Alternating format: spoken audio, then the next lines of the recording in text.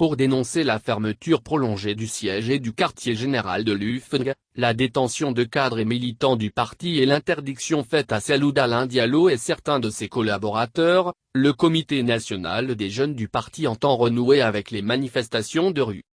Le président de l'UFNG promet de donner une suite aux jeunes de son parti après avoir consulté la direction nationale.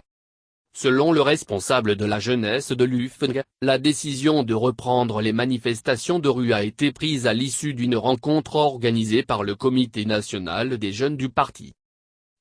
C'est après une réflexion approfondie qu'on a compris que nous n'avons pas d'autre choix. On n'a pas d'autres issues que d'aller à des manifestations explique Mohamed Bakari Keïta. Cet ancien député à l'Assemblée nationale rappelle que situation oblige son parti à faire recours à la rue pour se faire entendre. Nous avons déposé des plaintes régulières pour la réouverture de notre siège et notre QG qui sont fermés, la justice s'est dit incompétente. Nous avons déposé une plainte quand nos responsables du parti et leurs familles ont été empêchés de voyage, là aussi, la justice dit qu'elle est incompétente déplore-t-il. Aussi, poursuit-il, nous avons des membres de la haute hiérarchie du parti qui se retrouvent à la maison centrale depuis près de 9 mois, il n'y a pas de suite. Là aussi, la justice se dit incompétente À ce stade, souligne-t-il, puisque le problème est politique et les lois de la République nous confèrent le droit d'aller à des manifestations pacifiques, nous voulons protester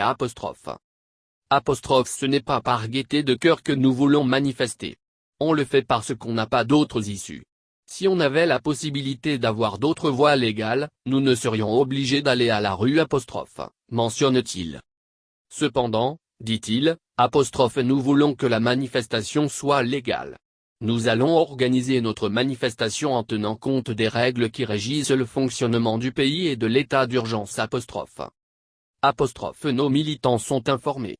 Ils savent que notre vocation a toujours été de faire en sorte que nos actions soient pacifiques précise-t-il, ajoutant si les forces de défense et de sécurité sont républicaines, il n'y aura aucun problème